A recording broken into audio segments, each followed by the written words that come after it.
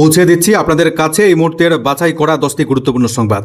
বিস্তারিত সংবাদে যাবার আগে শুরুতেই এক নজরে দেখে নিচ্ছি আজকের বিশেষ সংবাদের শিরোনামগুলি এক নজরে। রাজ্য সরকারি কর্মচারীদের জন্য বড় সুখবর। পুজোর আগেই মিলছে 38% ডিএ বা মহার্ঘ ভাতা।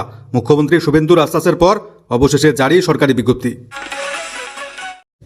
রাজ্য পঞ্চায়েতের আয় বাড়াতে কড়া সিদ্ধান্ত পঞ্চায়েত মন্ত্রী দিলীপ ঘোষের। গ্রামের বাড়ি পিছু এবার কর আদায় করা হবে 233 টাকার বদলে 1200 টাকা করে। কপালে চিন্তার ভাঁজ। গাড়ি হোক সেটা 4 চাকা বা বাইক, বিমা না থাকলে মিলবে না পেট্রোল পাম্প থেকে পেট্রোল এবং ডিজেল। কড়া নির্দেশ সুপ্রিম কোর্টের। চালু হচ্ছে নয়া ব্যবস্থা গোটা দেশ জুড়ে। বাংলাদেশের প্রাক্তন প্রধানমন্ত্রী শেখ হাসিনার আজকের ভার্চুয়াল সম্মেলন। ফিরে যাচ্ছেন ডিসেম্বরেই বাংলাদেশে। তার আগেই কঠোর সিদ্ধান্ত বাংলাদেশ সরকারের। দিল্লির পাঠানো 11,500 টন চাল ফেরত পাঠাচ্ছে ঢাকা। ভয়াবহ বন্যায় বিধ্বস্ত অসম, মৃত বেড়ে 85, 21 কোটির অনুদান নীতা আম্বানির। জেলায় জেলায় ভারী বৃষ্টিপাত, কমলা সতর্কবার্তা জারি এই 6টি জেলায়। ভারী থেকে অতি ভারী বৃষ্টিপাতের সতর্কবার্তার জন্য হলুদ সতর্কবার্তা কিছু কিছু জেলায়। আপনার জেলার ওয়েদার রিপোর্টটিও আমরা জানাবো বিস্তারিত। এতক্ষণ শুনছিলেন সংবাদের শিরোনাম, এবার জানাচ্ছি বিস্তারিত। তবে তার আগে একটা রিকোয়েস্ট, শেয়ার করে দেবেন সংবাদগুলি বেশি মানুষের কাছে যাতে পৌঁছে যায়। একটা লাইক করতে ভুলবেন না, শেয়ার করে দেবেন। রাজ্য সরকারি কর্মচারীদের জন্য বড় সুখবর। পুজোর আগেই মিলছে 38% হারে মহার্ঘ ভাতা বা ডিএ। অবশেষে মুখ্যমন্ত্রীর আশ্বাসের পর জারি হলো সরকারি বিজ্ঞপ্তি। মঙ্গলবার অর্থ দপ্তরের অতিরিক্ত সচিব পিকে মিশ্রের স্বাক্ষরিত বিজ্ঞপ্তি অনুযায়ী রাজ্য সরকারের পূর্ণ সময়ের কর্মচারীরা আগামী 1 অক্টোবর অর্থাৎ পুজোর আগে থেকে সংশোধিত 38% হারে ডিএ বা মহার্ঘ ভাতা পাবেন। ঘোষণায় স্বাভাবিকভাবেই খুশির হওয়া সরকারি কর্মচারী মহলে। বিজ্ঞপ্তিতে আরও জানানো হয়েছে, রাজ্য সরকারি কর্মচারী শুধুমাত্র নয়, সরকারি সাহায্যপ্রাপ্ত শিক্ষা প্রতিষ্ঠানের শিক্ষক অশিক্ষক কর্মচারী, বিধিবদ্ধ সংস্থা, সরকারি আন্ডারটেকিং, পঞ্চায়েত কর্মী সহ পুর নিগম, পুরসভা, অন্যান্য স্থানীয় সংস্থার কর্মচারীরাও বর্ধিত হারে ডিএ পাবেন। এমনকি পেনশনভোগীরাও এর আওতায় আসবেন। তারাও 1 অক্টোবর থেকে বর্ধিত হারে ডিআর পাবেন। রাজ্যের পঞ্চায়েত মন্ত্রী দিলীপ ঘোষের বড় ঘোষণা। রাজ্যের পঞ্চায়েতগুলির বাড়ি বাড়ি বছরে এবার কর আদায় করা হবে 1200 টাকা করে, আগে যেটা ছিল 233 টাকা বছরে। রাজ্যে পঞ্চায়েতগুলির নিজস্ব আয় বাড়াতে এসওপি জারি করল দপ্তর। বাড়ি পিছু কর আদায় লক্ষ্যমাত্রা এবার 1200 টাকা। রাজ্যের পঞ্চায়েতগুলির আর্থিক পরিকাঠামো শক্তিশালী করবার ওপর বাড়তি গুরুত্ব দিচ্ছেন দিলীপ ঘোষ।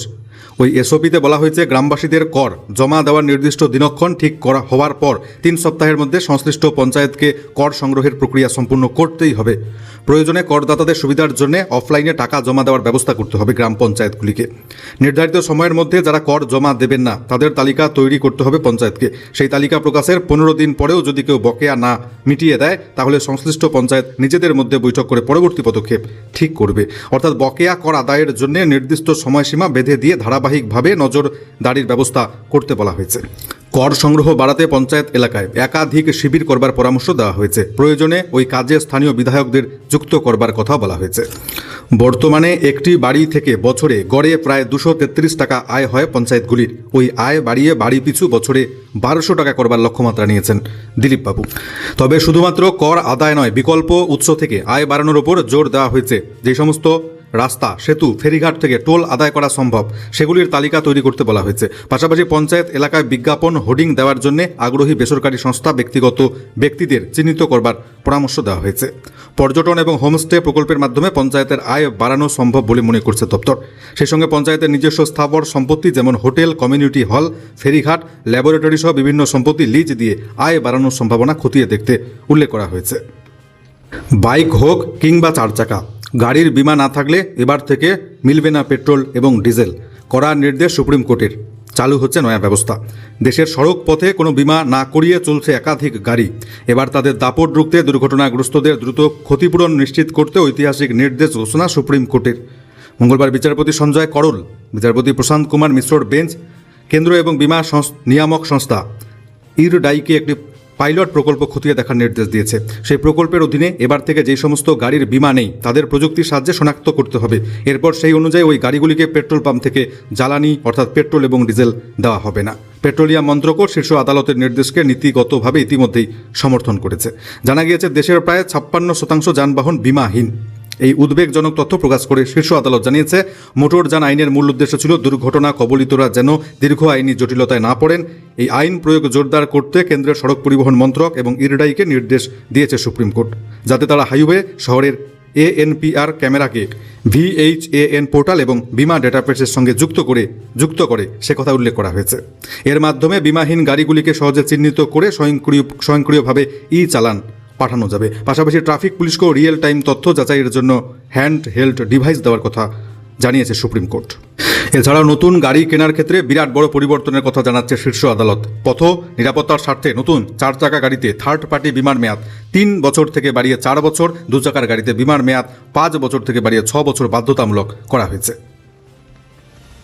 ভারত থেকে নিজের দেশ বাংলাদেশে ফেরত যাবেন বাংলাদেশের প্রাক্তন প্রধানমন্ত্রী শেখ হাসিনা।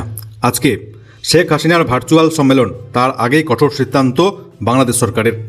ভারতের দিল্লির পাঠানো 11,500 টন চাল ফেরত পাঠাচ্ছে ঢাকা দিল্লি চুক্তির ভিত্তিতে 11,500 টন চাল পাঠিয়েছিল ভারত বাংলাদেশকে, যদিও সেই চাল গ্রহণ করেনি বাংলাদেশ। এই ঘটনায় বিতর্ক চরমে। ভারতের বাণিজ্য মহলের একাংশ মনে করছে, তারেক রহমানের নেতৃত্বে বিএনপি সরকার ক্ষমতায় আসার পর এই চাল আমদানি প্রত্যাখ্যানের পেছনে রাজনৈতিক কারণ রয়েছে। জানা গেছে, গত 21 জুলাই চট্টগ্রাম বন্দরে পৌঁছয় ভারতের পাঠানো এই চালের মান নিয়ে প্রশ্ন তুলেছে বাংলাদেশ। যদিও 22 জুলাই আমদানিকৃত চালের নমুনা সংগ্রহ করা হয়েছিল, তা পরীক্ষার পর মানবদেহের জন্য নিরাপদ বা মানুষের খাবার উপযোগী বলেই জানানো হয়েছে। চাল খাওয়ার উপযোগী এই রিপোর্ট আসার পর জাহাজটিকে চাল খালাসের অনুমতিও দেয় বাংলাদেশ। 23 এবং 24 জুলাই চালের একটা বড় অংশ খালাস করা হয়। এত কিছুর পর গত 25 জুলাই তেজগাঁও এবং হালি শহরের আধিকারিকরা জানাচ্ছেন, চালের মান ভালো নয় এবং এটি মানুষের খাওয়ার নাকি উপযোগী নয়। স্থানীয় সংবাদ মাধ্যমের প্রতিবেদন অনুযায়ী বিষয়টি খাদ্য মন্ত্রণালয়ের সচিব, খাদ্য অধিদপ্তরের মহাপরিচালককে জানানো হয়েছে। আমদানিকৃত চালের একাংশ খালাস করার পর ইতিবাচক রিপোর্ট আসার পর হঠাৎ কী সমস্যা হলো, প্রশ্ন তুলেছেন ভারতীয় ব্যবসায়ীরা।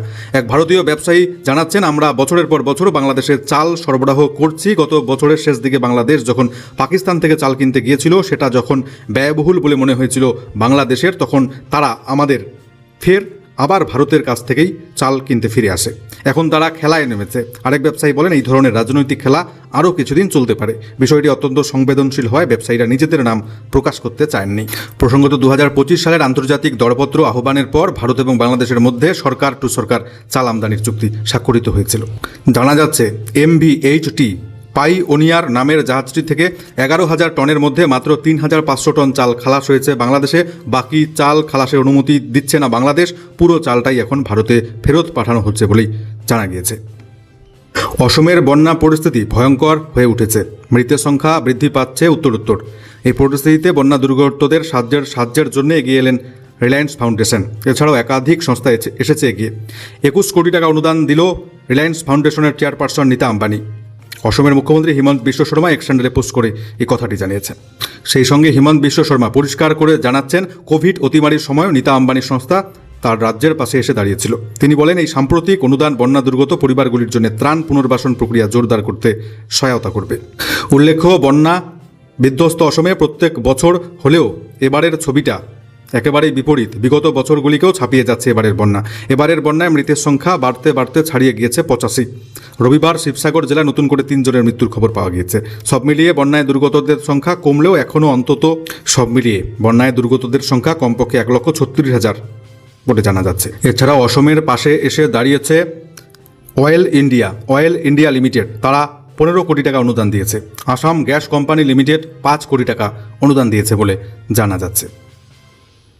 জেলায় জেলায় ভারী থেকে অতি ভারী বৃষ্টিপাতের সতর্কবার্তা। নজর রাখছি শুরুতেই দক্ষিণবঙ্গের জেলাগুলির দিকে।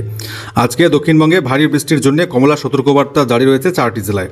ভারী বৃষ্টিপাতের সম্ভাবনা বীরভূম, মুর্শিদাবাদ, পূর্ব পশ্চিম বর্ধমান জেলাতে। বাকি জেলাগুলিতে হালকা থেকে মাঝারি বৃষ্টি, বজ্রবিদ্যুৎ সহ চলবে। কিছু কিছু জেলায় 30 থেকে 40 কিলোমিটার বেগে ঝোড়ো হাওয়া বইবে। আগামীকাল বৃহস্পতিবার বৃষ্টি বাড়বে দক্ষিণবঙ্গের নিচের দিকের জেলা। কলকাতায় ভারী থেকে মাঝারি বৃষ্টির পূর্বাভাস রয়েছে বৃহস্পতিবারের জন্য। উত্তরবঙ্গে উত্তরবঙ্গে আজকে দুর্যোগের ঘনঘটা বাড়বে। উত্তরবঙ্গের সব জেলাতেই ভারী বৃষ্টির সতর্কবার্তা। তবে দার্জিলিং, কালিম্পং, জলপাইগুড়ি, আলিপুরদুয়ার, কোচবিহার জেলাতে আজকে অতি ভারী বৃষ্টির জন্য কমলা সতর্কবার্তা জারি রয়েছে। এই জেলাগুলির বিভিন্ন স্থানে আজকে 200 মিলিমিটারের বেশি বৃষ্টিপাতের সম্ভাবনা। মালদহ, 2 দিনাজপুর জেলাতেও ভারী বৃষ্টির জন্য কমলা সতর্কবার্তা থাকতে জারি। এই দুটো জেলার কিছু কিছু স্থানে 30 থেকে 40 কিলোমিটার গতিবেগে ঝড়ের সঙ্গে বজ্রবিদ্যুৎ সহ বৃষ্টি হতে পারে। তবে শুক্রবার থেকে রবিবারের মধ্যে কোনো সতর্কবার্তা নেই উত্তরবঙ্গে। এই সময়ের মধ্যে উত্তরবঙ্গে বৃষ্টির পরিমাণ ব্যাপকতা অনেকটাই কমে যাবে। বিক্ষিপ্ত হবে 2-1 জায়গায় 2-1 পশলা হালকা বৃষ্টির সম্ভাবনা থাকছে শুক্রবার থেকে রবিবারের মধ্যে।